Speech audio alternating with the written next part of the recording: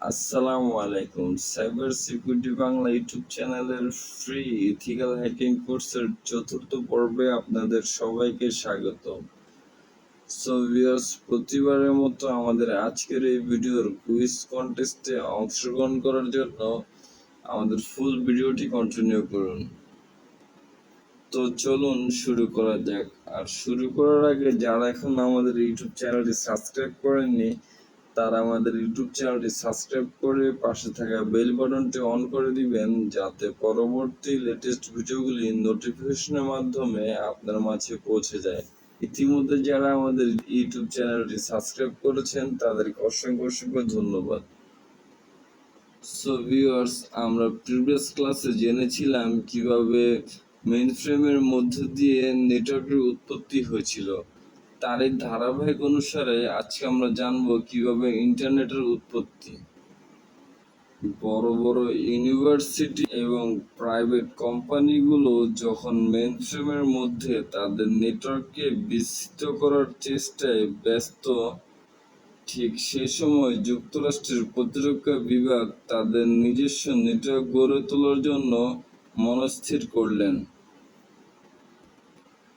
আর ঠিক 60-এর দশকের প্রথম দিকে যুক্তরাষ্ট্রের প্রতিরক্ষা বিভাগ অ্যাডভান্স রিসার্চ প্রজেক্ট এজেন্সি অরপাত নামে একটি প্রকল্প হাতে নেয়, যার মূল উদ্দেশ্য ছিল এমন এক কম্পিউটার নেটওয়ার্ক গড়ে তোলা যাতে যুদ্ধের সময় এক সামরিক ঘাঁটি থেকে আরেক সামরিক ঘাঁটিতে যাতে নির্বিচ্ছিন্ন যোগাযোগ রাখা যেত। আর এই নেটওয়ার্ককে বলা হয় অরপানেট। আর তাদের 10 বছর নিরলস চেষ্টার ফলে এটি কয়েকটি বিশ্ববিদ্যালয়ের সাথে যুক্ত করে ফেলে এবং 1971 সালের মধ্যে এর 12টি নোড প্রতিষ্ঠিত হয়। এ সময় এই নেটওয়ার্কের প্রধান ব্যবহার ছিল ইলেকট্রিক মেইল আদান প্রদান।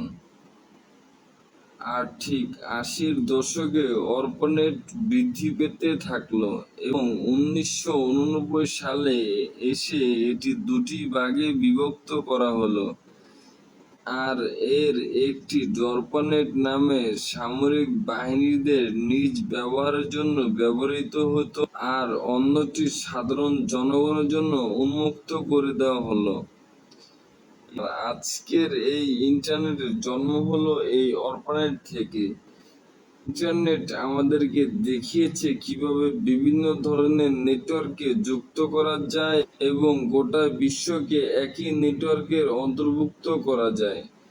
ইন্টারনেট কেবল একটি নেটওয়ার্কই নয়, এটি হলো নেটওয়ার্ক সমূহেরও নেটওয়ার্ক। পৃথিবীর সবচেয়ে বড় নেটওয়ার্কই হলো এই ইন্টারনেট। ইন্টারনেটের ব্যাপক বিস্তৃতিতে এটি নিশ্চিত যে ভবিষ্যতে প্রতিটি ডিভাইস এই নেটওয়ার্কের সাথে সংযুক্ত হবে। বাড়বে নেটওয়ার্ক ও ইন্টারনেটওয়ার্কের ব্যবহার। সো ভিউয়ার্স, আশা করি আজকের এই ভিডিওর মাধ্যমে আপনাদের কিছুটা হলেও ধারণা দিতে পেরেছি যে কিভাবে ইন্টারনেটের উৎপত্তি হয়েছে।